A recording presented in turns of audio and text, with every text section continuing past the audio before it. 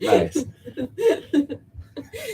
What's up, everybody? I'm doing a random live to answer any questions about the Muse Roamer project, about what we have going on, and just wasn't able to post to YouTube today, so I figured this is probably the best way of answering anybody's questions that you might have. So I'm streaming both to Instagram at Andrew__Muse or on YouTube, which is my my YouTube page. I think it's just Andrew Muse YouTube. So yeah, I'd love to answer people's questions that they may have. Kickers sitting underneath my feet. We're in the Muse Roamer. Pretty comfortable. We really kind of settled into the space. And yeah, coffee, which I forgot to make this morning. I think Ashley's gonna coffee or tea. Somebody just asked on Instagram. That's what I'm answering. So yeah, we've had a pretty crazy couple of weeks. You know, we got the Muse Roamer finished 3 months ago. Had one big project in Colorado, and then 2 days later, I broke my leg.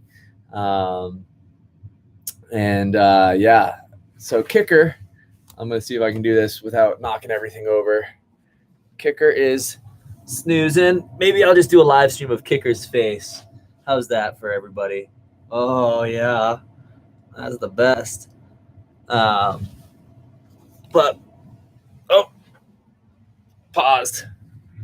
But we're back. Oh, yeah. So, anyways, the story about how I broke my leg, I guess, will get you guys up to speed where we're at and what our plans are moving forward. We had a project in Colorado for about a month. During that month, we had an epic storm here in Utah. It snowed about 70 inches. So when I got back to Utah, I was really excited because Colorado hadn't gotten much snow. And I was just feeling like pretty aggressive. I wanted to get out and ride. We had this crazy storm where the Salt Lake City Valley got about 2 feet of snow and the mountains got 2 inches. But I assumed if I could, you know, just go and, sorry, I'm going to switch this up. Here we go.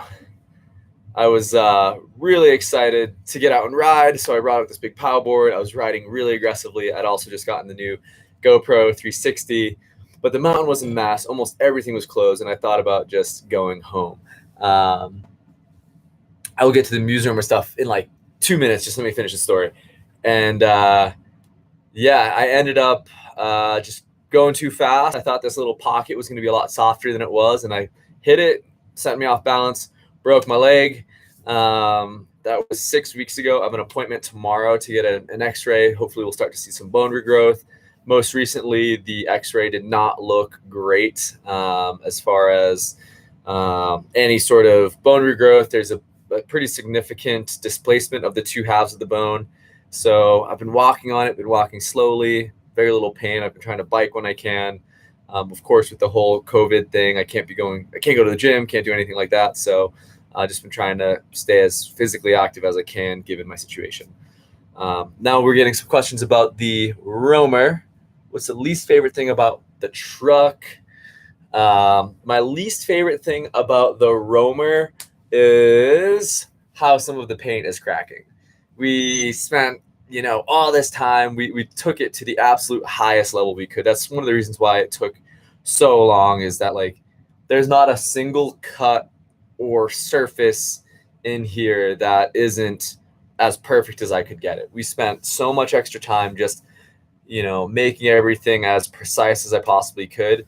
So to have the finish, the exterior finish, starting to get these hairline cracks is really, really, really frustrating. So that's probably the thing I like least about it.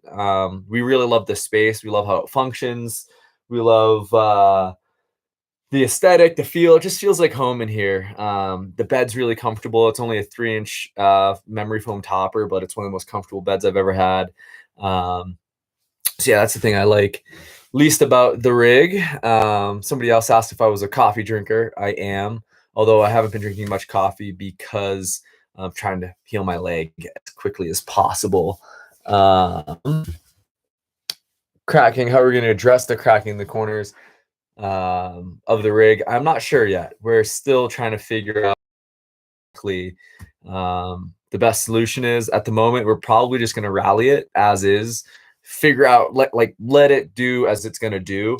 So end up having to finish of some sort. So yeah, that's what the plan is at the moment. Add some sort of rubber to the paint, and something that's a little bit more malleable as far as the epoxy that we're going to use. Would have been cheaper than what you did. Do I think buying an RV would have been cheaper than what I did? Absolutely. Yeah, I should have just bought. I mean, it wouldn't have been the same thing. I couldn't have gotten a Ford F550 with the pass through and with all, with the exact layout I wanted. And, building it now, I know where every screw and wire and interface and connection is. If I bought an RV, I would have had to have kind of dealt with what I was given, and it probably would be a lot less off-road capable. I'm going to try and bounce back and forth here between YouTube and Facebook. How do you keep it warm and cool? Well, we have a propane furnace. It's also very, very well insulated. That's another thing you probably wouldn't get with a standard RV is we use 2-inch foam board on the entire rig. It's very well air sealed, so it stays toasty in here. We have the furnace probably cycles 3 times a night. We keep it really low, but we walk around like we'd be in any other house, in our underwear, and we just hang out. It's really nice. And I also do have an AC unit, so if we're ever plugged in or running a generator, which I don't have a generator yet because they're expensive, and this project just kicked my ass. So we do have an AC. So our plan is to someday drive this thing down towards South America. So some of that more tropical climate, I'm sure we'll be running the AC. I'm going to go through the YouTube stuff, and then I'll bounce back to Instagram here. Give me just a minute. What you're cutting? Tundra put on. So we'll do a Tundra project. Someone's asking if they could do this project on a Tundra. Absolutely. You would want to do something a little bit smaller, a little bit lighter than what we did. I'd recommend some sort of like fiberglass shell. Cutting the pass-through was scary, but it felt really good, honestly. Like it wasn't as complicated as we had all thought it was going to be. And it ended up lining up perfect. Obviously, we measured and remeasured 15, 20 times to get everything precise because it all needed to match up perfectly, because we kind of cut the holes independently of one another and then put them together and then added the gasket. But yeah, I think you could do it on a Tundra. You just have to do it a little differently. Love the rig. The fact that you admit the fuck ups is rad. It helps others figure it out. Spot for the spare yet? We have a spare. We got the spare. I think what we're going to do is actually put it off the front bumper. That will bring our center of gravity a little bit more forward, which we like because the camper is heavier than the front of the truck. So probably the way our front bumper, it has a receiver. So we're going to build some sort of fabricated hanger for the tire is my kind of what I'm leaning towards at the moment. Since I've broken my leg, I've been pretty laid up, and the Museumer project enhancements have been put on pause. So it's just been a little slow as far as really optimizing the space in here as of recently. Happy with the 6.0. Good morning, everybody. First off, thanks for joining. I really appreciate all y'all. Sorry, let me see. I'm happy with the 6.0 so far. I mean, it's obviously a reputable engine for the wrong reasons, but so far so good. The Shisugi Bond stuff, honestly, I was looking at it this morning.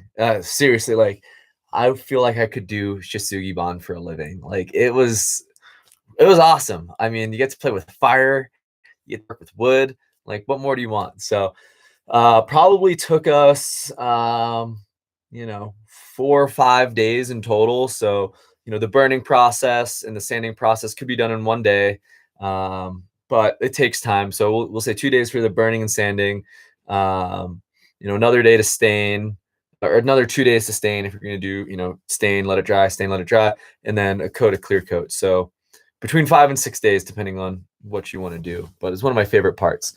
That is the Shisugi Bond. So that's what the sealing looks like. It's basically, if you guys aren't familiar with what I'm talking about, took pine tongue and groove, burnt it down with a big propane torch. Then we took a wire brush, sanded it out so the softwood sands away and the grain remains. So you've got this burnt grain that's sort of this embossed look, a little bit of pecan stain and clear coat, and it looks sick. It's everybody's thing, look. Wow, the ceiling is my favorite. It's my favorite too. So that means a lot to me.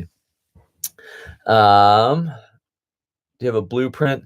We have, I'm actually, this whole week, kind of the reason why I'm late on this next episode is I've been working on putting together a document that kind of goes through the build with as much detail as I can. I don't have a step-by-step blueprint for anybody.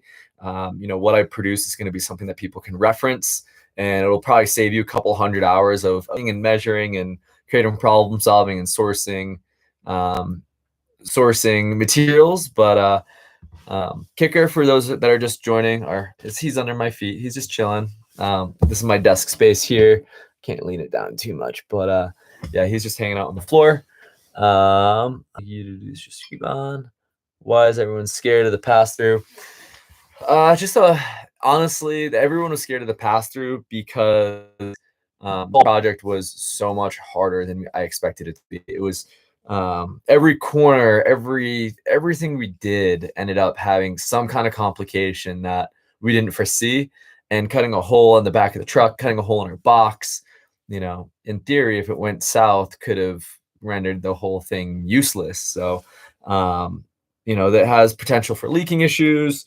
Honestly, what we did worked great. We just did these 2 pieces of aluminum with the pass through hole, basically these like matching pieces, one on the truck, one on the box, and then sealed it with this accordion boot piece of rubber gasket, which works great.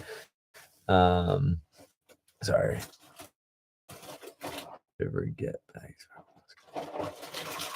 So the fiberglass guy, everything ended up being resolved. It just sort of fizzled out. Not a huge deal. Thankfully, they weren't assholes about it or anything. Good work. Very shut down in Crystal Mountain, Michigan. What do you have? So our internet solution in the rig traveling is just my cell phone and a hotspot, linking up at people's houses, that kind of thing. And WeBoost. We got a WeBoost, which is a cell phone signal booster. So that should help. And I'm going to go back through these questions. I think a lot of people have left, so I'm not going to go back super far. On Instagram, if you have a question, let me know. I'm looking at the Instagram side of things now. The pass through.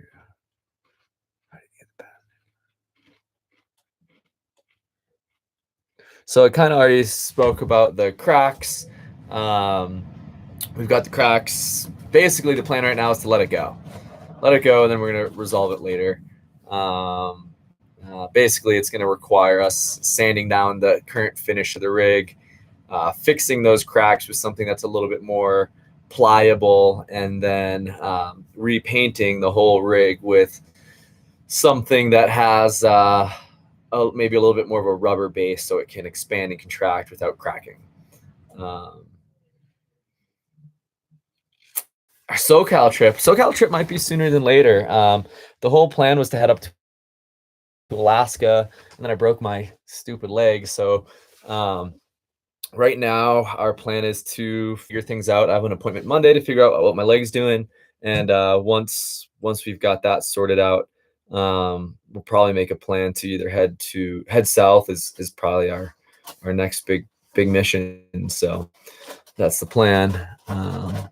Any other questions here I can answer? Okay, so Kicker is 4 years old, and he's great, and he's just sleeping at my feet. I'll give everybody a quick Kicker update for those that just joined. That's what Kicker's doing right now. He hangs out underneath my feet. I keep some extra camera gear back here, and he's got his bed. He has a couple beds in the roamer. But yeah, Kicker's 4, and he's snoozing, and he's happy. All right. Oh, I almost knocked over my coffee. Thanks, Patrick. I appreciate it. I'd like to get us to the point of the mountain here soon to go fly. I don't have any plans to go back to Cleveland anytime soon. I just answered the questions about the blueprints. I'm hoping to have something released possibly next Sunday, so a week from today. I am going to charge a fee for it because it's taken me, a significant amount of time. Maybe a good question would be for a pretty comprehensive guide as to how we built our rig, what we would have done differently, where we sourced all of our parts, how we work with brands, all that kind of stuff. What would that be worth to people interested in that? I mean, it requires probably a couple 100 hours worth of work for me. So it's not something I can just give away for free. What we do for a living is create content, and it's not that easy to make a living doing that. So if I'm creating value for people, that's sort of one way we would like to sort of enhance our livelihood and be able to continue to do what we're doing really as a baseline. Can you still get t-shirts? We still have a few t-shirts for sale on hand. These ones, but they're gray. We're also doing a run of t-shirts that will be Kicker t-shirts next week. I think we're going to release those, and they'll be limited edition. They'll run for 2 weeks. You'll have your chance to order. Next week I'll be promoting those. So someone says, I love the story of your accident. I think a lot of people on YouTube probably don't know, but I was in a really horrific car accident about 5 years ago and almost lost everything. Here's Ashley. She says hi. Hi. Thank you for joining us. She was standing in the corner all awkwardly. But yeah, I was in a really, really horrible car accident. Yeah, somehow, I invested everything I had into season 1 of Tiny Home Adventure, and I thought there was no way my life would come back. And it's somehow with the community of people around, our family and everybody just really helped us get back on our feet. And it's been amazing as to, a moment when I thought my life was over and to being where we're at now. So thank all of you guys. You guys are the best. Kind of back and forth. Smash the likes if you're here, everybody. Yeah, hit like. Help us grow this channel. I mean, we put so much work into it. I think if people realized the hourly wage that we make per, the amount of hours we put into just like the back end work, they would ask why the hell are we doing it. So little things, just like share, comment, all that stuff that goes miles for us. So that's how we can sustain what we're doing and make it happen. What do you do for a living other than YouTube? I've actually done a couple podcasts on this. So I'm a full-time professional athlete. I'm a snowboard athlete for Rossignol, and I'm a kiteboard athlete for Ozone. And then I also do content. Honestly, the athlete stuff is great. It's a dream come true. It just doesn't make that much money, but I create content for a living. I create photo, video, and brand awareness assets for brands is probably the best way to put it. Some days I'm a photographer, sometimes a videographer, sometimes I'm an editor, sometimes I'm talent. It's just sort of whatever we can do to keep the wheels turning. So it's been a hustle. I've done anything. I waited tables for a long time. I did construction for a long time. I ski patrolled for a little bit, and I've been doing this content thing full time for the last 5 years. If you're interested in really learning more of the details, how I work with brands, how I work with people, you can go to my website, www.andrewmuseproductions.com, go to About, and check out the Adventurepreneur podcast. And that sort of tells everybody my life story, how I make a living, and kind of what we have going on. It's a little out of date. It'll talk about the Muse Roamer in its infancy, but I think you'll all find it interesting if you're bored. How did Kicker get his name? Kicker got his name because he's named after like ski and snowboard jumps, as was Booter. So kickers are like little jumps. Booters are bigger jumps. So Kicker is the junior of a Booter. And it's just I wasn't gonna name him Kicker because you can see his snout. I wasn't gonna name him Kicker because it was gonna, I didn't want to hold him to the same standards as I did Booter. But after getting to know him after a few days, he was just a kicker. So that's easy. How much would t-shirts be? T-shirts, probably gonna range between 20 and 30, $25. That's my guess. I still need to do the math and figure out like our expenses. We really don't make much money off t-shirts. It's more so a way to give back. It's a marketing thing. If people are interested in supporting what we do, we love that you buy t-shirts because it just spreads the word, and that's really what we're trying to create is brand awareness. As far as how much money I make off of YouTube, it's so mind-blowingly absurdly low. You would punch me in the face if you knew how much time I spent on YouTube. Like, I think I have 140 or so videos uploaded, and I've made, I think, about $100 per video if you do the math. And that's spending 40 plus hours on each video. No, not $100 a video. Oh, $10 a video. $10. Sorry, $10 a video. I was like, wait, no. No. $10 a video on YouTube. So I've made around $1,500 on YouTube over a lifetime. And that's hundreds, probably tens of thousands of hours of work. So do the math. It's probably a fraction of a cent an hour. But we make money. We have a few brands that we're on retainer with. Some of that content is reusable. Most of it had dual purposed. So, right now we're just trying to build our channel, grow our viewership. The best way for us to sustain is if people just share what we have going on. So, what's the tiny home show called? They're doing Tiny Home Adventure. So if you look on YouTube, search Tiny Home Adventure, or go to my page, watch season 1 and season 2, you'll see a massive progression as far as our video editing capabilities and our storytelling capabilities. A couple full-time full seasons that equate to a couple hours of great entertainment. I'd say watch season 1. There's like a little intermediate, like mini road trip series. That's pretty fun. We did some cool stuff there. And then season 2 is awesome. So season 3, we're planning on having it be really, really next level as far as our filming and in our editing. We're going to try to bring on another editor.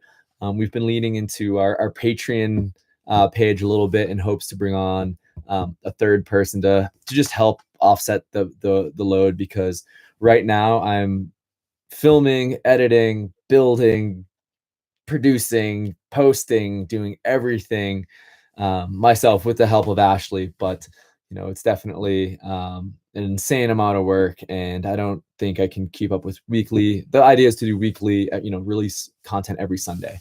So the next episode of the Muse Roamer project, well, I think we're going to transition actually to like starting to release the Tiny Home Adventure, since the Muse Roamer project was mostly the build, and the Tiny Home Adventure is more of like the lifestyle and life experiences. So we're gonna probably transition in the next 2 or 3 weeks to Tiny Home Adventure, and that will kind of start with the broken leg and being in the truck and healing and that whole process. So Ashley doesn't video edit, but she does help out with photos and social posts, and she manages Kicker's Instagram page if you guys follow that. So those are all her things. Ashley is an athlete, maybe not a professional athlete, but she's really good at getting thrown into the fire and dealing with all the punches that are thrown her way. Okay. You should maybe, I'm trying to think of how I can do this. Okay. So now you're in both feet. So Ashley's been sitting here. I'm gonna scooch up. Gotta get some travel gear. Hi, Ashley. I did exceed the $30,000 budget on the Muse Roamer project. If you look at the description, I give you an up-to-date kind of episode by episode budget of where we're at per those episodes. Also, the most recent thing I filmed, which our plan is to release a sizzle reel tomorrow. I'm hoping. We still have a few things to catch up on. Our stoke reel for season 1. Then I'm going to release what it took to build the Muse Roamer, which is a comprehensive outline of our expenses, how we made it work, and just really dive into the numbers so people have an idea if they're like seriously consider doing this, which I kind of don't recommend, what it took for us to be able to complete something like this. I don't have any plans on heading back to the East Coast. I grew up in Massachusetts. I was just in South Carolina visiting my grandfather. My grandmother passed away a few months ago, and he's kind of having a tough time. So yeah, that's kind of where we're at on the East Coast. I probably won't be bringing the Roamer back east. We'll eventually bring the Roamer to Michigan, though. We'll eventually I want bring my it to parents Michigan. see it. Are you guys our 2 relationship goals? Hey, if you're ever in, yes. Cool. Yeah, we'd love to check it out. Thank you, Crosscut Designs.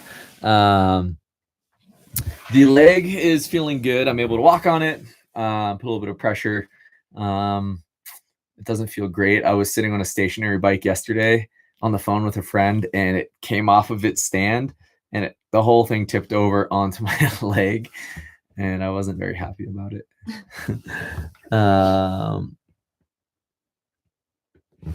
So getting a question here on YouTube, how much of the Muse Roamer build was donated by brands? So nothing was donated because there's deliverables associated with what we were given. So basically we create more return on investment, and I dive into this on a few different things. So brands that gave us gear or some finances, also we have to create like photo assets for them, sponsored posts, inclusion in the series, whatever that brand sort of wanted us to do. Hi, Graham. And yeah, so it's just a matter of creating value. Like nobody just gives people things for free without you creating some sort of value for them. So I think we made about $11,000 in cash, but we had to also give those brands a lot of assets in exchange. And then our what had been given to us as far as everything included, all the discounts that we got, was pretty substantial. I think it was closer to like $50,000, but we also went like really high end with all of our appliances, and we could have done it for a lot less. And in this next episode, what it really took to build the Muse Roamer, we'll break that down in a little bit more of a comprehensive way, just kind of breaking down each of those structures, like what the Muse Roamer would have cost without any kind of external deals or investment, one level, and then what came out of our pocket and what was given to us by brands, kind of a breakdown. So if you're interested, I'll be posting that, not Sunday, not today, but probably next Sunday.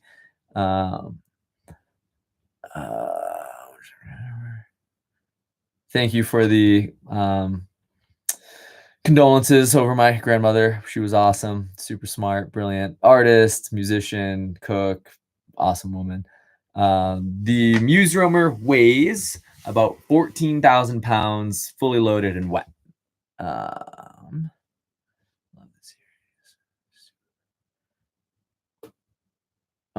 We used a steel frame. If you watch the series, you would be able to see that part. We just didn't really have the skill set to weld aluminum, and aluminum fatigues over time, so we went heavy and strong. I'm going back onto this Instagram. If anybody has any questions here, kind of running out a little bit of steam. I'm happy to keep going. If people have more questions, just let me know what you think. Yeah, I mean, people that want to do this project, just I want people to have a very realistic understanding of what it took, and I'm going to dive into those in this episode next week. We had some resources. We had a really close friend of mine who has a very, very high level shop that we were able to work out of for a year. He's also very high level. So when I ran into roadblocks, I could pick his brain and he would help us through some of the more advanced stuff. I had a friend who's an engineer who donated some time, and we kind of worked through the design process, and he raised some concerns that I wouldn't have addressed until I had a real engineer look at things. And then I also had the resources of being able to work with brands and help offset some costs that way. So if you're like just getting out of college and you're already in debt and you don't have a ton of free time, this project would be really, really hard. And I would recommend like finding an old truck camper and remodeling it. That's what I did for my first one. It was over my head then, and it was a much, much, much simpler build than this was. But it was doable and I was able to get it done and I could get it done on my own. Whereas this project required some serious finances. Thankfully, I've been able to live frugally basically my entire life and save money to create this home. This is like my life mission. So if this just seems like something you're going to be able to work on the weekends and you've got $30,000 to throw at it, it's going to be a hell of a project. It's going to take a long time, and I just don't want to see people dive into it and lose money and get themselves into a situation that they can't get out of. So I just want to be honest. I want people to chase their dreams. I want people to take it farther than I took it. I want people to fucking crush life, but just don't get yourself in trouble. That's all I ask. I don't want to be responsible for anybody's hardship ever. So meaning hardware, not money. I don't know what that means.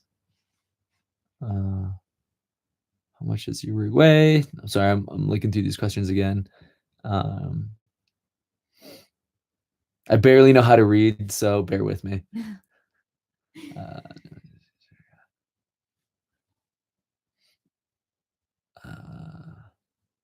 So I grew up in a kind of a rough situation, and I just wanted to get the hell out of Dodge and chase something that made me happy as a kid. So just YouTube. I did take photography in high school, and I was, like I said, really into art and always fascinated by video editing.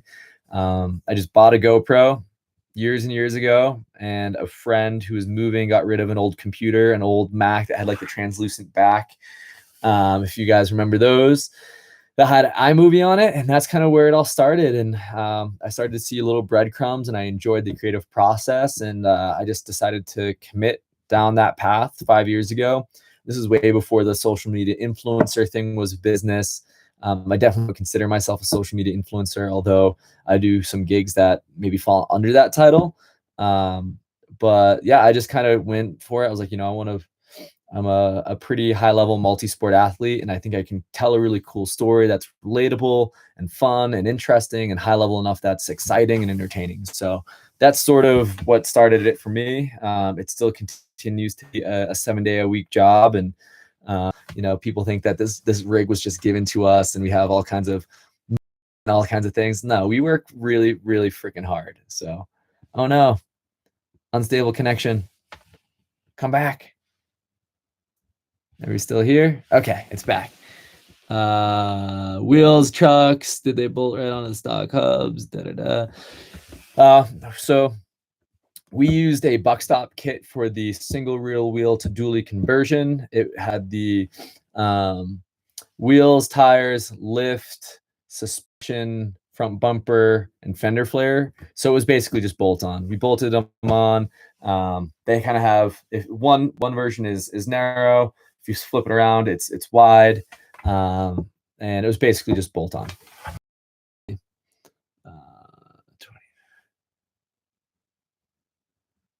The Pow blog, you're killing it for me, man. I love it. Yeah, 30 likes, 31 likes. Thank you guys. Yeah, hit like. If you guys, the thing is, we're trying to create value for all of you.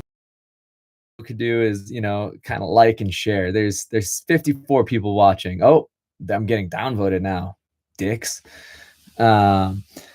Yeah, we're just trying to create value and entertaining content for all you guys. So if you like what we're doing, make sure you subscribe. It'd be awesome if you shared.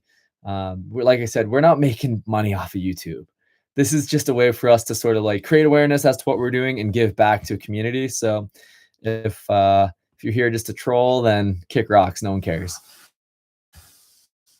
You're killing it, buddy. Really enjoy the contact. Thank you. We work really hard for it, and it's definitely mostly a passion project. So if did Ashley get her croissant? Ashley, did you get your croissant? I did. Ashley got her croissant. Thank you. what's in Kicker's Instagram page? Kicker's Instagram page is at KickerDogMuse. You want to upgrade the truck? Could you transplant the camper to a new? So someone just asked if we could move the camper to a different truck. The answer is yes, but it would be extremely difficult. Maybe not that difficult, but it would be a pain in the butt. You know, we'd have to rent a crane, and it would have to be a pretty similar size dimensions. It'd probably have to be another F550, same wheelbase to make it work. You can't. So I'm kind of mostly reading YouTube here. Where's Kicker? He's laying on the floor. Kicker. He's hanging out. He's snoozing. He's in here carrying out his spare if you haven't figured it out. So solution for the spare right now is we're going to build a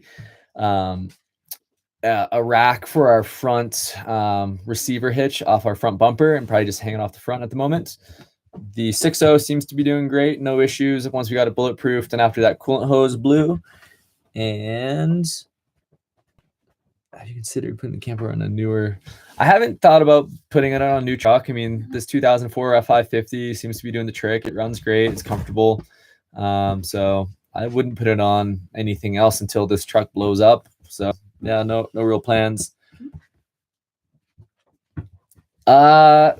Coolest moment I feel like I've ever had was the end of season. Well, not the very end, but the last activity, season 12 of the Tiny Home Adventure, where we set up this crazy rope swing. We spent about 8 hours rigging this thing, and I was the first one to jump, so it was kind of the test dummy, and just it was this wild, exhilarating moment.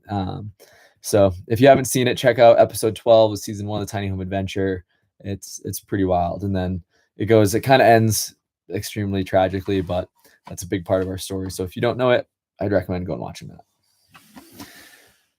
that. Tell Ashley, I love the recipe she sent me. Nice. Kind of bounce back and forth here doing both. I'm sending people recipes right now for the quarantine. So if you're hungry, let me know. Ashley's sending quarantine recipes. She makes a really nice human hamstring. We've been eating people. What?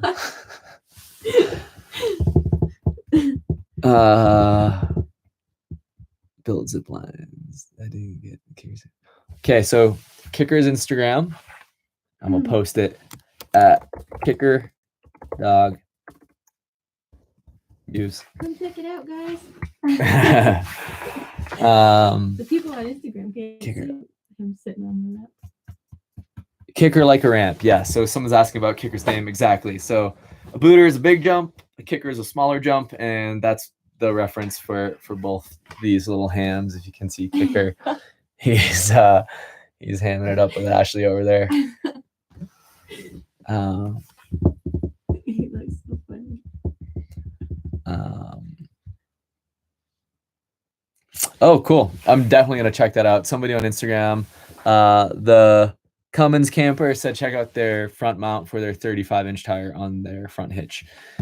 Yeah, that's what we're thinking about doing. I haven't seen too many of them. It's a big tire to hang out front, but I think it's going to be the most out of the way, and it's going to obstruct our light bar, but we'll just reposition it, somewhere else. Not a huge deal. It'll interfere with the light bar and the winch, but that's fine. We're going to just go for it anyways.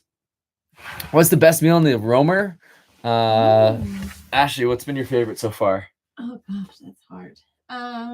So Andrew's friend is like a salmon fisher in Alaska in the summers, and she gave us some fillets, and I did like zoodles with salmon, and I make this like miso spicy soy sauce type glaze to go on top of it, and I think that with like some rice and zoodles, it's pretty good. Yeah, that was a good one. I think in the most recent episode when she made that like breaded chicken, oh yeah, it was just after such a long day, and we made it to where we were at, and it's like, okay, finally we're here.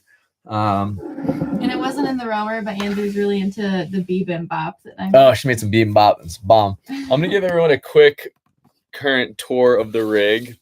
So, sorry, Instagram. You guys just fell over. You're kind of sitting on my computer. So we've got the sink, stove, desk space, chair, pass-through bed, full queen size bed with a little storage at the foot. Our dinette. We've got a kicker dog and an Ashley. Still having some issues with the underbed moisture building up, but we are getting the Froley system, which has been recommended by quite a few people. Just like a little spring setup. So hopefully that will help resolve some of the issues. Corey, you'll edit for me, hey?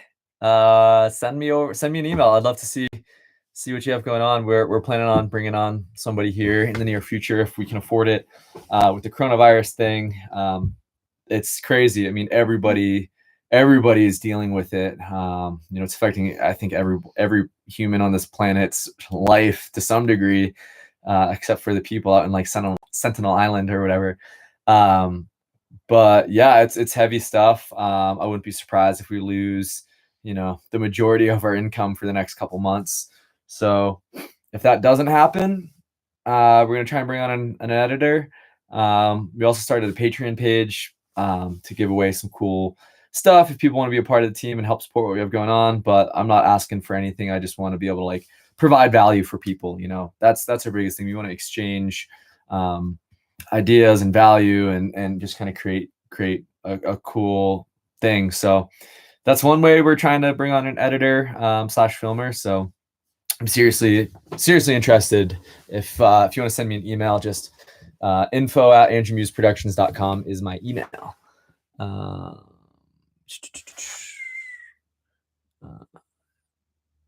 I know you ride for Rozzy. I've never ripped the sushi. Okay, so Rossignol is awesome. Their boards, somebody just asked, I know you ride for Rossignol. I've never tried the sushi, which is like their big powder board. Rossignol is an incredible brand.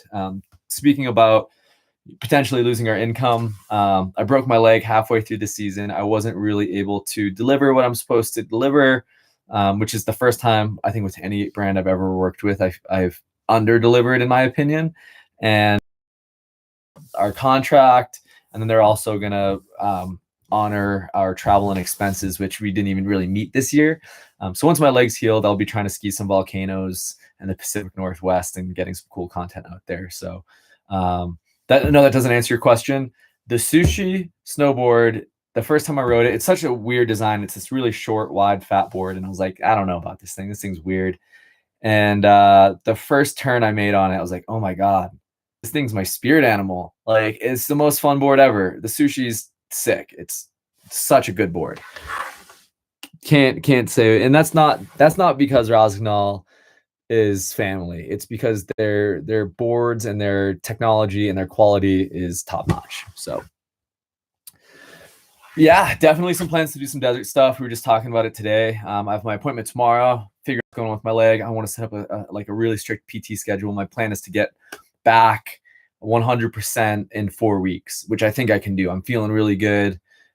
So depending on what's going on with the coronavirus, however, travel is limited, or once I hear, okay, your leg's good to go, you can start pushing it and working hard, then we're going to be heading to the desert probably first thing. I want to shoot, I think the new moon is like today, and I really wanted to shoot some Astro stuff, but unfortunately it's going to snow all week, and I'm getting my x-ray tomorrow, so I might not make this new moon, but next new moon we'll be heading to the mountains or the desert to shoot. The best friendly people. I mean, somebody just said something about like, thank you for being so friendly and normal. Take the time to meet with us ordinary people, rare amongst YouTubers. Yeah, I'm super normal. What we're doing is based on being approachable, being friendly. The content that we produce, I feel like, is high level as far as a lot of the action sports stuff, but it's all stuff people could do and get after. And that's what we want to promote. So if you ever see us around, come say hello, at least give Kicker some love. He just doesn't get enough love. You can see it in his eyes. He He is a very sad. So sad. Oh no, it's tough. It's tough being kicker. So if you ever see us out, we'd love to come say hello. We'd like to do meetups along the way. Follow us on Instagram is the best way to keep up with our sort of day-to-day, like where we're going to be. If we ever cross paths, we'd love to say hello. Do I ever miss living in a conventional home? I go through phases. So right now, our friend Graham has been kind enough to let us kind of park in his driveway, in his yard, and he has this beautiful house. And after I broke my leg, he said, "Hey man, like you need a place to heal, come heal up here." So we've just been parked here. So right now it's not, there's no real compromise as to like our home and a conventional home. I go through phases though. Like I can live in a small vehicle for about a year. And then I start craving a conventional home, you know, being able to have like a full shower. Like showers are like kind of the biggest thing. An RV shower is quick. You know, you get wet, you soap up, you rinse off, you get out. You try to use like 3 gallons of water total. Whereas, you know, you go into a house, you use I like love hot showers. you use like 50 gallons of water. So, but then when I live in a conventional home, like I did for like a year and a half, most recently, I started to feel trapped and weighed down, and I'd accumulated all this gear and all this crap. And I was like, okay, it's time for me to consolidate. It's time for me to sell everything and get back on the road. So I think I thrive in a smaller space. You know, everything has a purpose. Everything has a home. You know, it gets dirty quick, but it gets clean even faster. So you know, it's like anything. There's always a compromise. And I think this vehicle we built is the least amount of compromise. And that's sort of why we did it is, you know, with vehicles, you sort of have off-road capability at one end of the spectrum, and then you have comfort at the other. So I'm using my Instagram as the measurement. So the more off-road capable, the more comfort you lose. You know, living in a vehicle with Ashley, who's never lived in a vehicle, I know you dropped your ball. It's gonna be okay. You know, I had to make it comfortable enough that we could live in it comfortably, but I also wanted a vehicle that we could go anywhere in. So as far as living in a vehicle, I think this is the least amount of compromise that I could have hoped for. Yes, it's big. Yes, it's heavy. Yeah, we're not going to be like doing crazy rock crawling in Moab, but realistically, it's going to take us everywhere that I want to go. And if not, then we bike there or we hop in a friend's car. Like it's just totally possible. The total cost of the rig. So I think our total out of pocket cost was about $50,000. Not to say that's not what this rig has in it.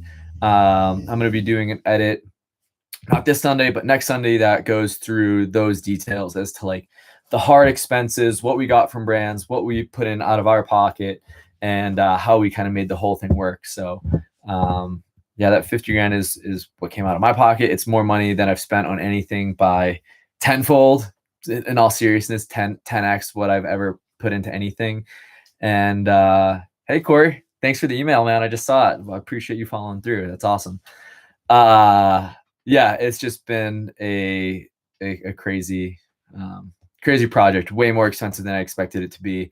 But it just got to a point where I was pouring my heart and soul into it. And I was like, you know what? I'm just going to take this thing as far as I can if it fucking kills me. Like there was nothing that was going to stop me from creating this thing at the absolute highest level that I possibly could. So, yeah, I got out of control. The expenses got out of control. The time got out of control. And yeah, I apologize. This is real. I apologize that I swear so much. I grew up back east. It was just part of the common dialect. You know, I was probably cursing since a very young age, and I apologize.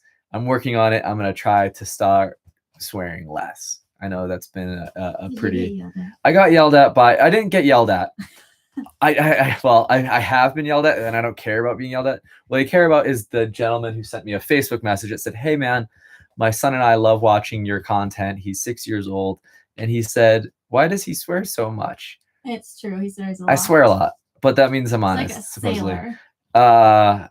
And that was like the best way to approach it for me to like have it be meaningful. And he's like, you know, love to keep watching your content, but you need to tone down the swearing. So I want to work on it. I apologize. What's the total fuel range? I'm not sure. I think about 300 miles. I haven't done the math yet. We need to do that. We've been just kind of we got it done, and then like 2 days later we headed to Colorado for a project where we left totally unprepared. I did see a question. Somebody asked if we have a jack and a spare. We did. The first thing I went and got was a patch kit for the tire, a jack stands, and a couple other accessories that we're gonna need for the road. So yeah, that's where we're at. What would you do if you only have 1 hour to live? Skydiving. Ashley says skydiving. A big goal of mine that I haven't been able to achieve is I want to get barreled. I'm a pretty decent snowboarder and board sport athlete, but I've never really been a surfer. So I think season 3 will have us surfing. My goal is to get barreled. I want to be. That's a dream come true of mine. So yeah, if you're watching this and you haven't hit the like button, hit like. I'm gonna keep the live stream going for a while if people are interested. So we'd really appreciate it. We love the fact that all of you are here and viewing and asking questions, and I hope that we create enough value and entertainment in your lives that it's worth hitting the thumbs up. We're doing I actually haven't ever really done a YouTube live, so yeah, if I had 1 hour left to live, I wish I could get barreled in that hour. That would be like, once I get barreled, I'm just checking out. That's the end of my goals. No, not really, but that's been on top of my list for years and years as a kid. Reach out to somebody. Yeah, Matt, I had actually had some plans to shoot some sit ski athletes, and then I broke my leg, so I can't even keep up with them. But yeah, I wanted to link up with some sit ski athletes, and also I have a friend of mine who's a paraplegic, who's a paraglider and speed flyer. So, but I want to be able to like film and tell their story, and for that I need to be able to like move around a little bit more quickly than I am at the moment. But I did get a spare tire. Yes, I have a spare tire. It's just not on the rig yet, but we're figuring that out here sooner than later. But yeah, I really appreciate, for a kid from Mass, you don't swear that much, from a true Mass all. Thank you. Appreciate that. I'm just doing my best to be my best. And cursing is just a weakness of mine. I apologize. You should get a paramotor. I would love to. That looks sick. The paramotor looks awesome. My friend John Ross is a really experienced paramotor pilot, and watching him like tear up the sky is so cool. I am a fledgling paragliding pilot. I've done a lot more speed flying, but yeah, we're hoping to always continue to improve and enhance skill sets and learn new things. Positivity.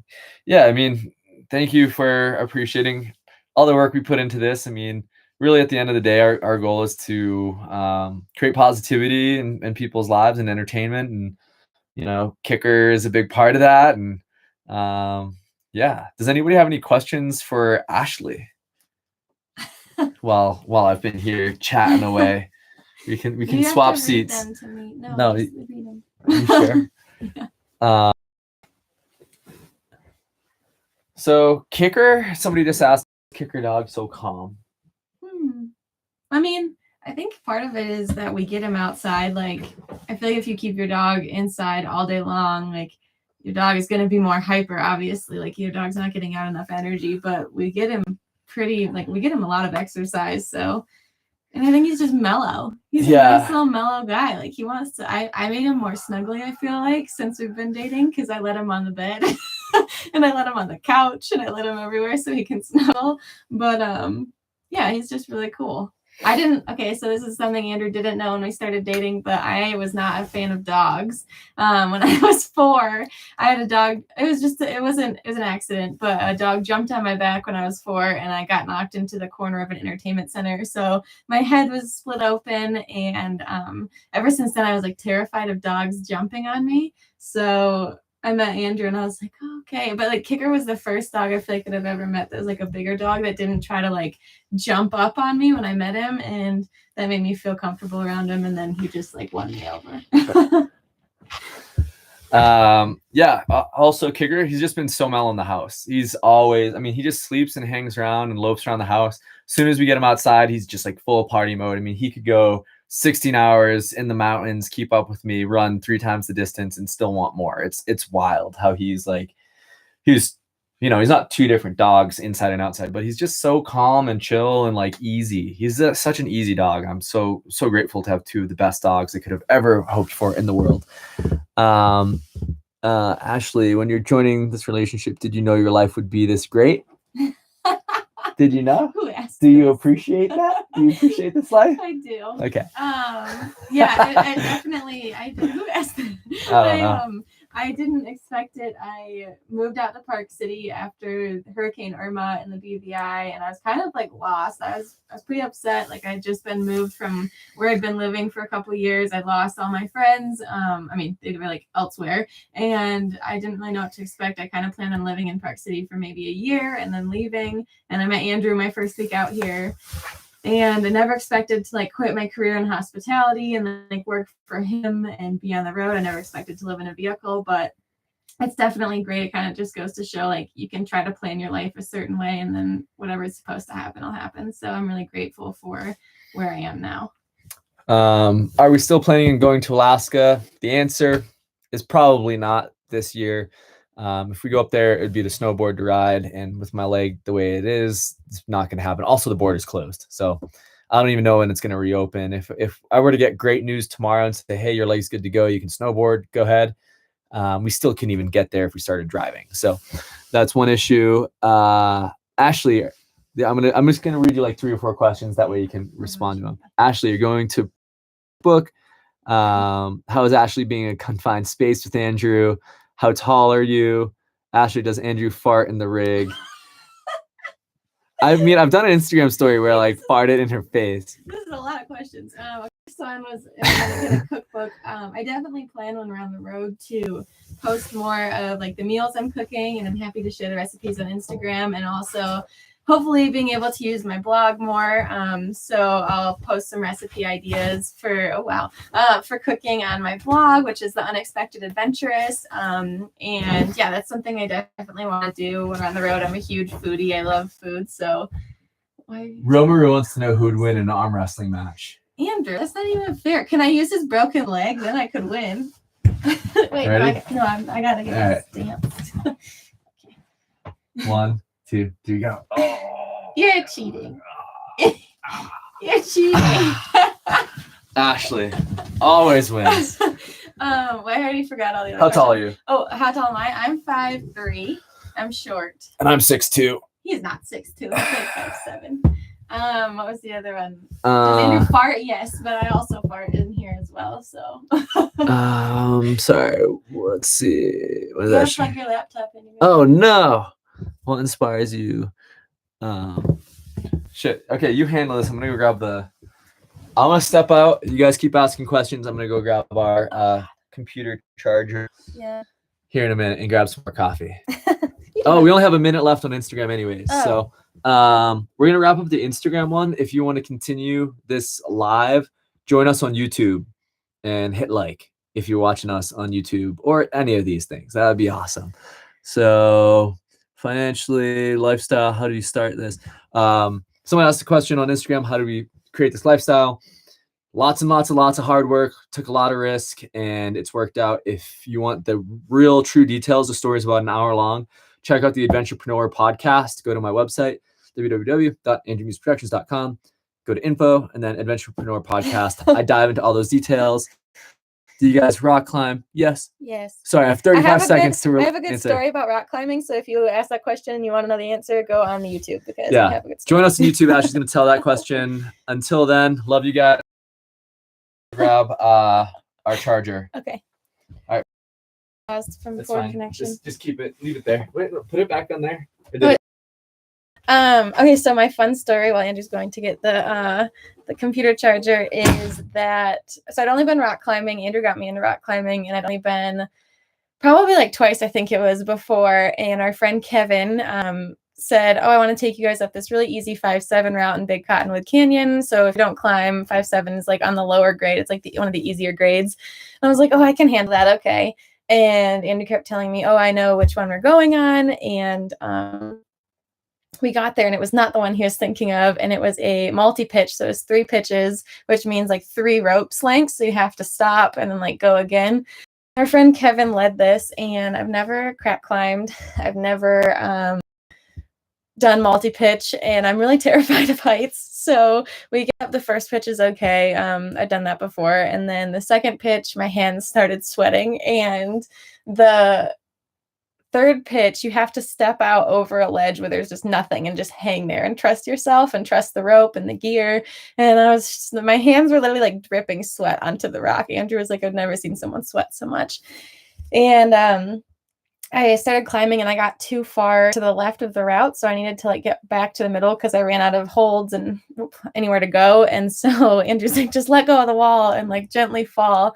But I didn't know how and I panicked. So I just barn doored like face into the rock and I kicked him on the way across and I'm crying and I literally sobbed the rest of the third pitch to the top. And I was just like, you know what, at this point, I know the only way off this rock is to get to the top. So I just made it up there crying, and Andrew thought I was going to break up with him, but no, it was fun. And it was fun to look back and like see how far I've come since then now. And now I really want to go back this summer and try to do the same route now that I'm better at it, hopefully.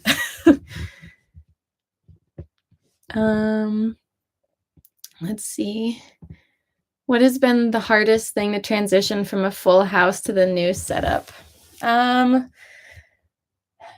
It's hard to not like have laundry and a shower that I can use full time, I think, just because I don't like relying on other people. So I always feel bad when we like stop at someone's house to shower or use their washing machine. And I know like people like don't mind and they want us to come meet up with them, but I just feel bad like relying on other people. So I think that's the hardest thing for me, is having to rely on others or like finding a laundromat or a gym to shower at. So I think that's been hard. What bad habits does he have? I promise not to tell anyone. Oh, also my Instagram is The Unexpected Adventurous. His bad habits. Well, number 1 is swearing. That is true. He swears a lot. But babe, somebody asked what your bad habits are. So I said swearing. And I'm trying to think of other bad habits. Yelling at his technology when it's not working. I'd have to say that's another one. Let's see. Are you guys having moisture issues under the mattress? We are, but tomorrow we're getting the, I think it's like Frawley or Froley system. So it's like this, we've tried this Hypervent stuff. I don't know if you can see it, but it's like charging. Nice. It's like this, I don't know, wiry stuff that goes under, and it hasn't worked well. Oh yeah, there we go. It works better than we had. It works better than what we had, but it hasn't like taken away the moisture issues. So tomorrow we're getting the Froley or Frawley system, which is kind of like these. It almost looks like burners on a stove, but they're like put together so it allows air to get up and under and like lets your mattress dry out, hopefully. So we'll see. I think most of the issue is like this steel bar that kind of goes down the middle of our bed, and it lets like moisture seep in from like the temperature difference. Let's see.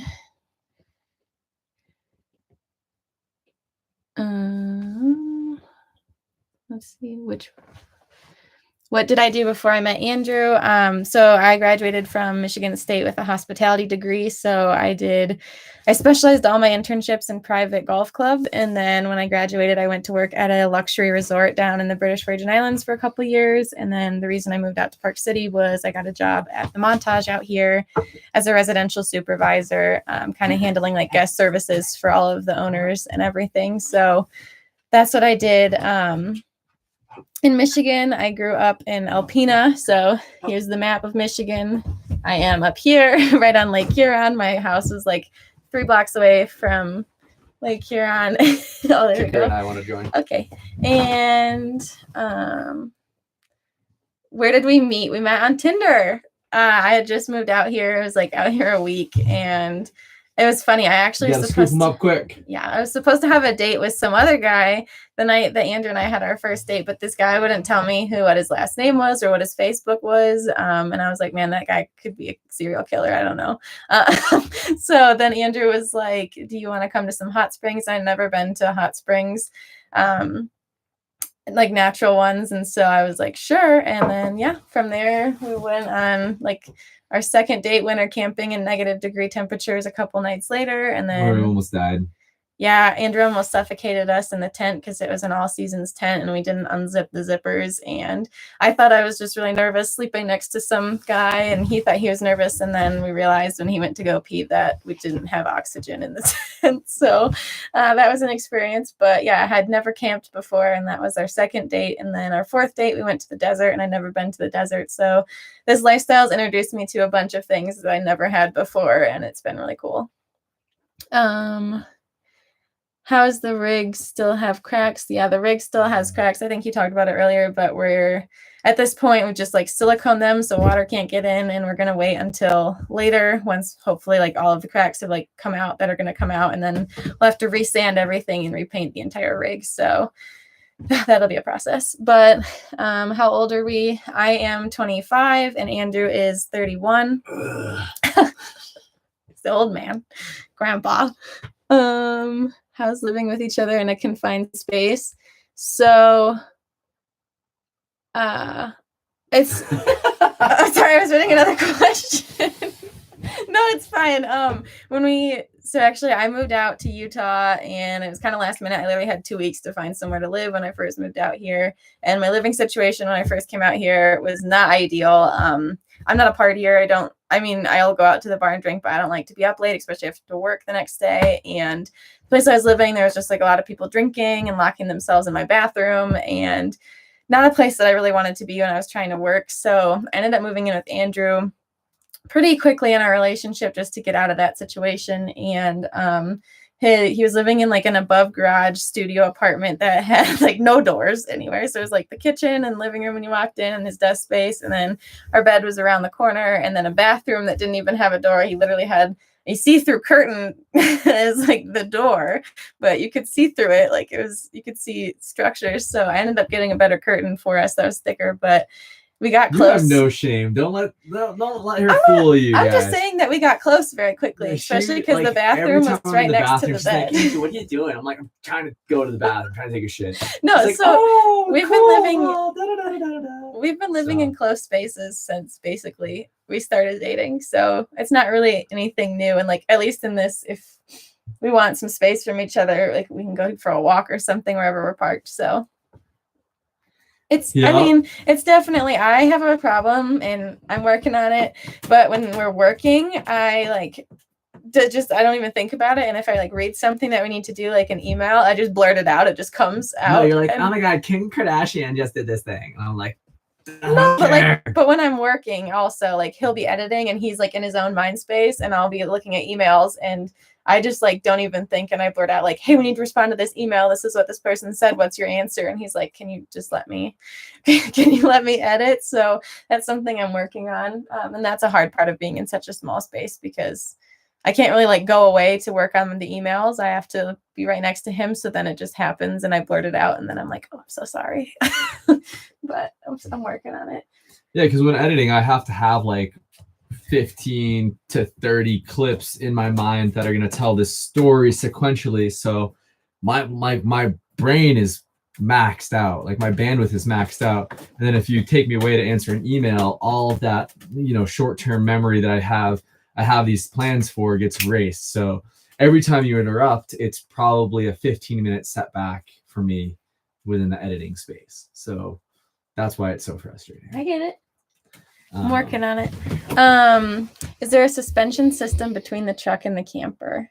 No, not really. So what we did is there's some mounting knuckles. So the frame of the truck articulates. So if this is the front of the truck, the frame will articulate this way. So there's a 3-point system. There's 2 rockers up front that rock front to back.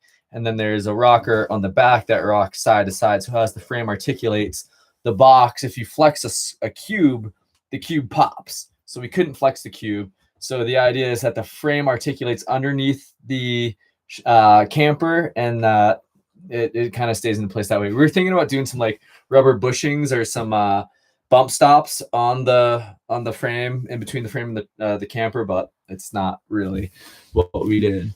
The weight of the rig is like 14,000 pounds with everything in it. We didn't weigh just the camper, so I don't know what that is. So Danny asked how long we plan to tour, and do we plan on getting jobs after. I mean, what I'm doing now is what I've been doing full time for the last 5 years, and I've been able to do that from the road. Actually, it's probably enhanced our income being on the road. So I'm hoping to be able to continue what I'm doing. That always evolves. It almost evolves month to month. But I don't ever plan on like waiting tables again if I can help it. I'm working really, really hard to, be a full-time creator, athlete, spokesperson. We're trying to push season 3 of the Tiny Home Adventure towards a network. So the idea is to be able to perpetuate and continue to expand upon what we're currently doing. That's the dream. I don't know if that'll happen. We're gonna push down that road as long as we can. And when the time comes where we need to get jobs, I mean, I don't have much of a skill set. I didn't go to college. I moved out west to pursue being happy, and for me that meant being in the mountains. So I ski patrolled for a while, waited tables, did construction, and now as a creator, I've been able to make a decent living doing that. It's allowed us to build this vehicle. So I'm hoping that we can just continue to progress. I hope that answers. And if you don't know, I work full-time for Andrew. So I do the email side of things, the accounting side of things, the social media side of things, all that kind of stuff on the back end. I'm getting into photography. I can like film videography, but I don't know how to edit video. So, and it's not really something that comes naturally to me. So I prefer the business side of things anyway, since that's closer to what I got my degree in. We do use mobile data. So we have an unlimited plan with Verizon, and then we got the WeBoost system to boost cell signal when we're out in the middle of nowhere. We haven't had the chance to try it yet just because it came right when Andrew broke his legs, so we haven't been able to install it. But and then we're also planning on maybe getting we're trying to find the best internet solution Wi-Fi. But there doesn't seem to be anything that really makes sense as far as a great Wi-Fi solution, which is a pain. We've done a ton of research. There's a few things out there. Nothing stands out and says, hey, this is better than your cell phone hotspot. So maybe with 5G, that will be the case. It's just it's on your phone and that's it. We are taking precautions with the coronavirus. He has his 6.5-week x-ray tomorrow. And the plan was, if it is healing right, to take off and go travel. But with everything being closed, we also don't want to be like the people that are still staying out and not listening to the quarantining. So we've been self-isolating in our friend's house and in the roamer, and only going out if we need to get groceries. So we're trying to just be cautious. And if we had tried to go up to Alaska, we couldn't even get there now. So 6.0 motor. Thanks, Johnny. Regrets about the project. The biggest thing that kills me is the cracks in the paint, which has been asked about several times throughout this project. I wish we had found a legit fiberglass guy to build out our shell. That's the biggest thing. Other than that, I love the space. I love the functionality of it. It feels good. It's warm. It's cozy. It's comfortable. So no major regrets other than the fact that had I been a little bit more patient, had my father not be scheduled to come out that week, I would have maybe sought out some other options. I think what we built works, and it's going to work fine. It's going to last a while, but that you can start to see some of the cracking and seams in between some of the boards, and that crushes my soul because we worked so hard to make this thing meticulous. Every square inch of this thing is as perfect as I could get it. I spent, probably an extra, 4 or 5 times the amount of time it would have taken us to get this thing done had I been a little bit less meticulous about everything. So The fact that the interior here is like so perfect and then the exterior is getting these cracks just really hurts me. The 6.0 did get bulletproofed back in like episode 2 or 3 of the Muse Armor Mhm. project. Starlink sounds cool. The SpaceX Starlink internet. I mean, we're just waiting for a viable option. We have Froley products or Froley products coming. Hank, so they should be here tomorrow. I think Thursday. Or Thursday. It is easier to clean the roamer. It's very nice. I can it's nice. Our door is like pretty level with everything, so I can just sweep all of the dirt to the door and then just scoot it out. Yeah. So we have our flooring's FRP, so it's just this vinyl plank stuff, or not FRP, vinyl plank, whatever. And we matched the floor height with the top of like the door trim. So basically we can just sweep everything towards the door and it just goes outside. Also, I mean, it's easy to scrub. It's a small surface. We have a little vacuum cleaner. Kicker obviously sheds a ton, which actually, you're blocking the star of the show here. The only thing I don't like, I mean, I like it in the sense that it makes it look big in here, but I don't like the white cabinets because they get dirty so easy. So I'm pretty much spending like every day like magic erasering the cabinets just to make sure they look clean. But that's the only thing that I think is the downside.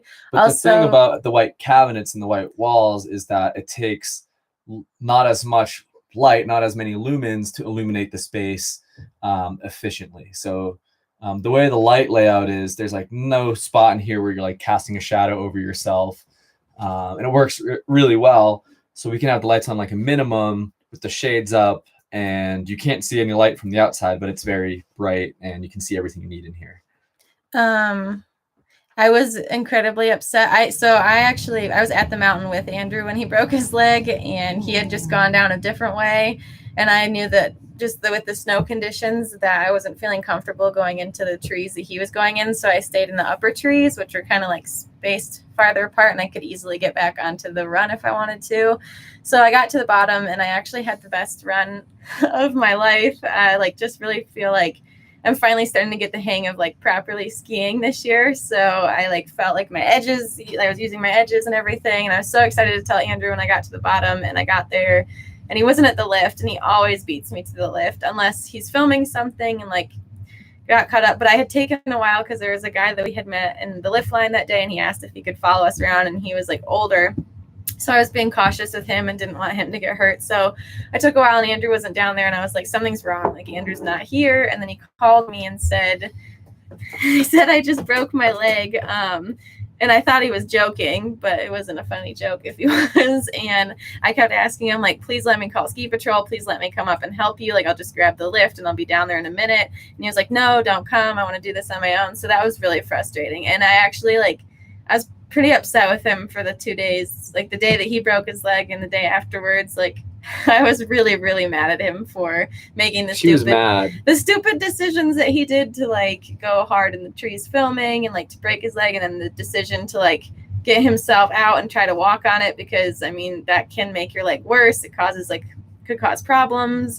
So I was frustrated, to say the least, but I'm glad he's okay, and that's what's important. I'm glad it wasn't his knee. I'm glad that it wasn't his head, because his head almost hit the other tree. So I'm glad. Yeah, it could honestly, the way I hit the tree, I thought I blew out my knee. It just was full impact on the knee. I have this freeze frame in my mind of seeing my nose on the wrong side of the tree, and just know there was just nothing I could do. So the fact that all that broke was my fibula, and I didn't break my, ACL, MCL, meniscus, and just chicken leg my knee.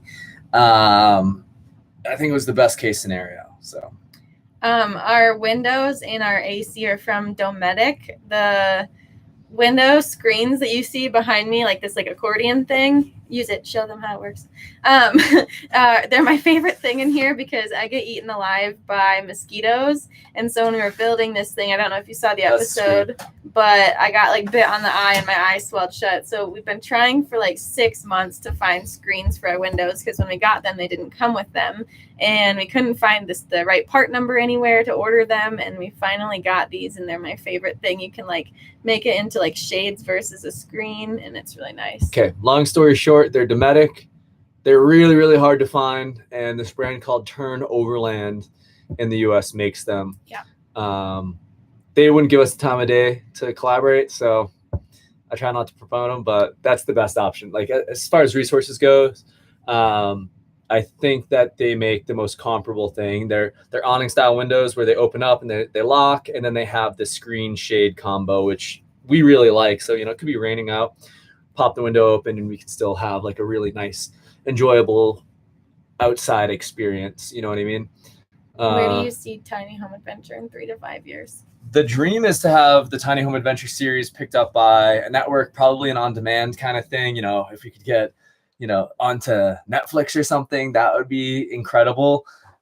We have a producer in LA that we're working with. We have, we just maybe partnered with an agent to just try and like elevate what we've got going on. That's the whole plan.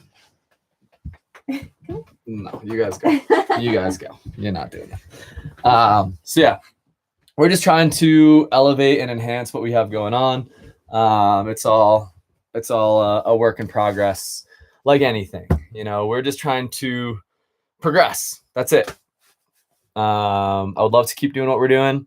You never know what I've been doing. It always feels like there's, you know, a pretty severe level of uncertainty. It feels like the well could dry up at any moment, and we'll have to pivot from there. But I've learned so many amazing skills along the way, and I think, you know, if I had to pivot, that I'd be okay, which is a good place to be. I feel confident about that. I think they're asking about the tattoo on my neck. That one says Some Chi. Chinese letters. It's Chi. I got it when I was 16. It was my first tattoo. I'd probably put something more meaningful there now, but I have 4 others that are more meaningful. So. Anything that surprises in a good way about the rig? To be honest, I worked so hard for this for so long. And just having my hand, like it just consumed my being. So no real surprises yet. I mean, the biggest surprise was getting that flat tire. The night before was like magic. We had this unbelievable evening on this beautiful campsite, sunset, crystal clear stars, beautiful sunrise, and then like a few hours later, the flat. So I love it. It's exactly what I wanted. I'm super, super happy with it. But it's been a lot. It's been a really bumpy road, and like breaking my leg right before we leave for Alaska. Like I'm pretty emotionally exhausted. My soul has been wrung out, and there's not a whole lot left for it to wring out. So that's kind of how I'm feeling. Hopefully things go smoothly from here forward. But I mean, the coronavirus is happening. We had an earthquake last week. Like, who the hell knows what's next? But yeah, we're just gonna keep pushing for it. My other tattoos are, so I have this one on my shoulder. It is the GPS coordinates to Michigan State. I got it when I graduated. I was really sad I had to leave. And then I have on my ankle a compass rose. I got it in Australia. It was like my souvenir from Australia. A bunch of my friends and I went and got tattoos together. And then I have one on my side that is in my dad's handwriting that says "Let Love In." And then I have matching tattoos with my mom, and it's an infinity cross next to the "Let Love In." So those are my tattoos. Yeah. The screens we got through Dometic, we had to find them through an RV dealership. It was a huge pain in the butt, as we mentioned. Turn Automotive or Turn Overland makes them as well. I'd recommend going that route. Sailboat, I've definitely considered a sailboat. My dream, the like pipe dream goal for this rig is to drive it all the way to the southern point of South America, sell it down there, buy a sailboat down there, and sail back. I don't have any idea how to sail. I've been sailing like a handful of times on other people's boats. But that's it. Sorry, I was listening. There's an ambient sound. It's Graham playing drums. So for those of you that don't know, ever since I broke my leg, we've been parked at our friend Graham's house. Graham's 64 years old, local Park City guy. I met him about 7 years ago at Yoga in the Park, and we just became friends. And he's been super, super supportive and kind of gave us a place to heal and to rest, and especially with all this craziness that's going on in the world, sort of a place to base camp, which has been really nice. And he's playing the drums right now because he's a badass. He's awesome on the drums. It's cool. If we'd gone to like, so if I had not broken my leg, we would be in Alaska right now. Yeah. And they had like an epic 10-year season, and yeah, we would have been up in Alaska probably for the next 3 months, and then head down, check out Hood River for a little bit, and then California coast, and then from there try and check out like Baja, Mexico, and then from there continue south towards Central and South America.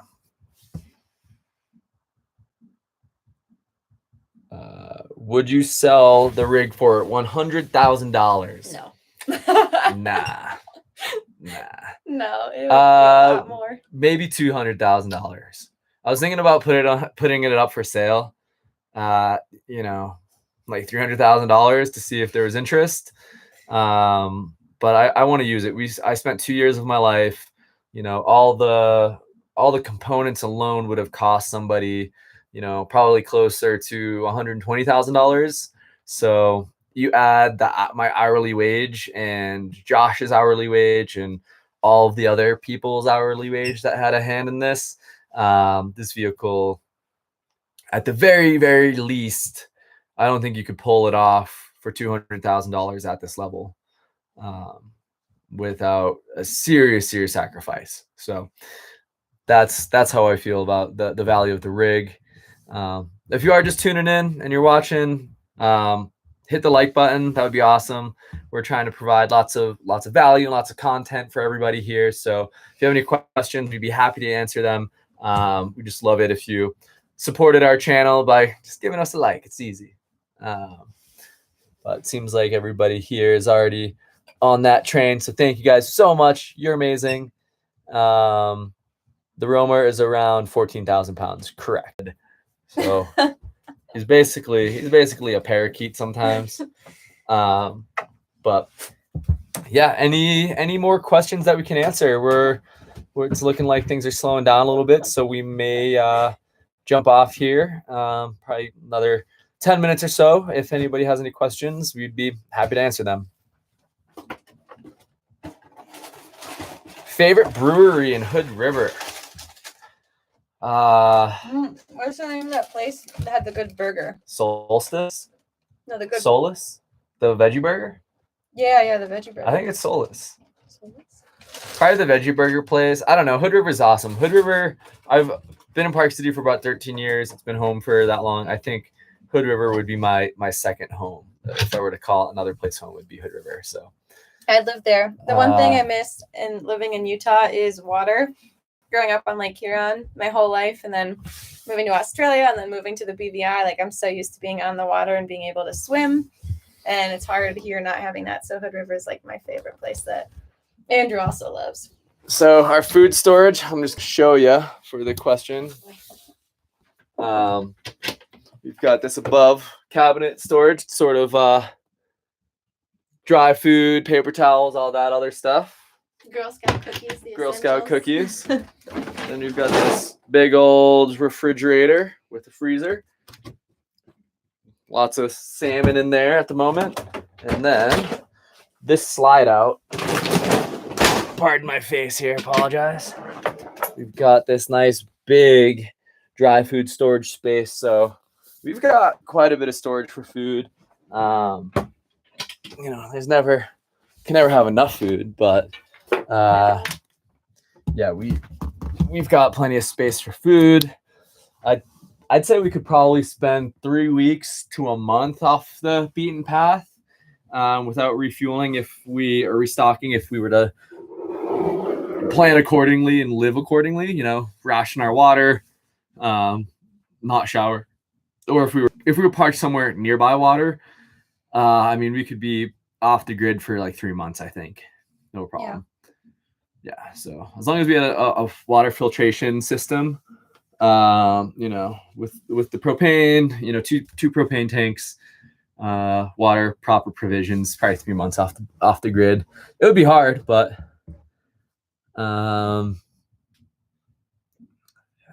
I'm skipping that one. That's up to Andrew. As a foodie, okay, that's what I just answered. Mhm. What do you think? Lots I of think so. Yeah. food. And, I mean, Yeah, we can we go don't to really the grocery suffer. store every few days anyway. So I've been to Europe a couple times. I had a project that brought me to Svalbard last winter, which is really awesome. I would love to go to Svalbard in the spring. That's Norway. It's like the most northern part of the world that you can fly to commercially.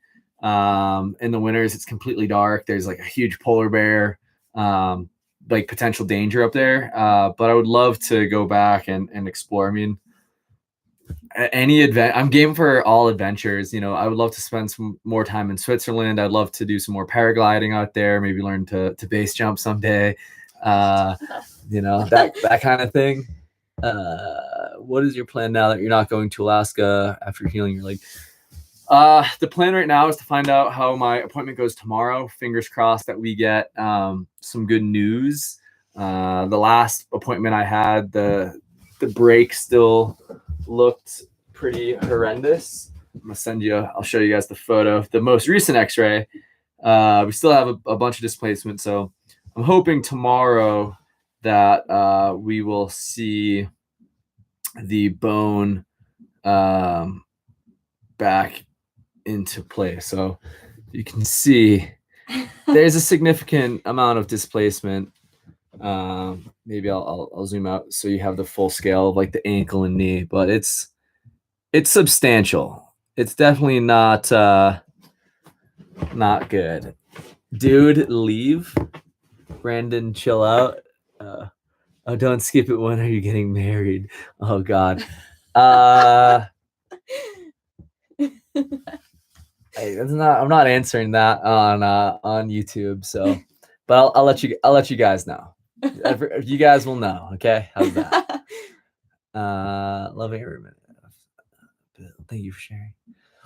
Well, we appreciate you guys enjoying it. The build footage took a lot to do. It's just so much time, so much effort, so much energy. You know, breaking my leg was probably a good thing because I may have never gotten caught up as far as footage goes. We have 2 more posts in between, and then we'll be relevant. And hopefully by then we'll be starting to set off for season 1 of the Tiny, or season 3, episode 1 of the Tiny Home Adventure proper. I think we're kind of done with the Muse Roamer build specific, like the actual build, and now they'll mostly be follow-up. So the questions, you know, things that I missed, questions that people have, I'll be answering those on like a different kind of format, more of like a confessional style like this. So we're thankful to be pretty much done. You know, we can still upgrade the suspension. I still need to get a compressor. I still need to figure out the spare tire thing, you know, finalize that program. we need a mirror. We need a mirror. We don't have a mirror in here. Yeah, that's going to be a hard one. I don't know if we're going to be able to figure that one out, but maybe you guys have ideas. Does anyone know how to install a mirror here? Yeah, so yeah, so that's what we've got going on. Thank you guys so much for tuning in. Did you install an air? Just a mold issue.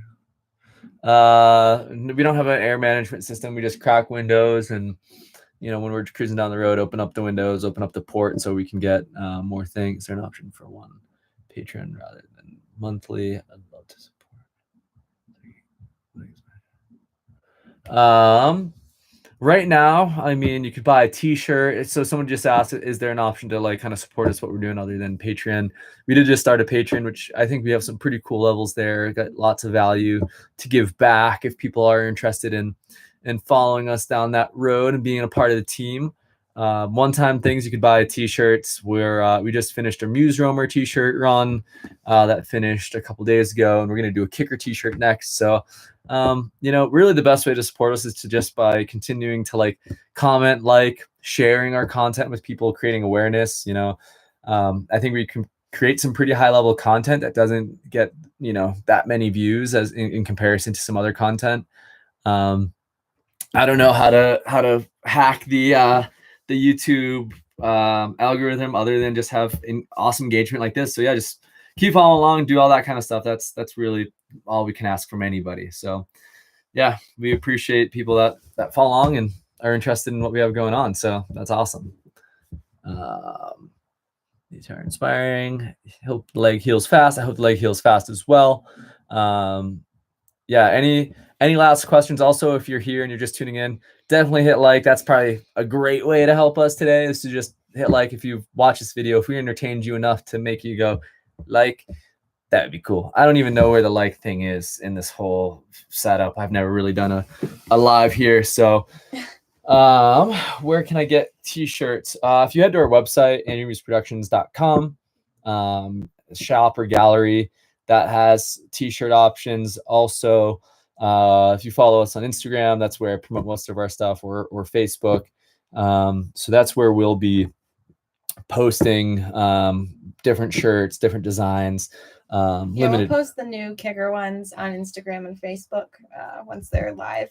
Also, I always post them in the community feed of my YouTube. Yes. So if you're subscribed, make sure you turn on notifications. If you want to be updated when new t-shirts release, new swag, new options, new opportunities. We'll be doing meetups. If Overland Expo West happens, we have a booth there. We're going to be partnered with Atlas Packs. We'll be hanging out. We have a bunch of stuff to give away. And we'll just be hanging out, giving tours of the rig, shaking hands, shaking babies, doing what we do. One leg from the NL. I don't know. Netherlands. We're gonna get t-shirts. All right, guys. I think we're gonna wrap things up. If you haven't hit like yet, make sure you hit like, share our content, make sure you watch seasons 1 and 2 of the Tiny Home Adventure. I think you'll really like it. It's a really cool story of like where we came from, some crazy things that have happened, where we are now. And we love sharing what we can share with you guys, and we hope to create value and positivity and stoke and inspiration in everybody's life that watches us. And if anything, give them some cute dog content. And yeah, we'll be doing more of these lives. So if you liked it, give us a thumbs up. Feel free to share us on whatever channels you're into. I'm on Instagram. My Instagram's Andrew__Muse. Ashley is The Unexpected Adventurous. And Kicker is KickerDogMuse on Instagram. That's how we post daily there. That will keep you up to date with our day-to-day things. And then the YouTube stuff is typically like a 2-week delay. I'll type my Instagram because it's long.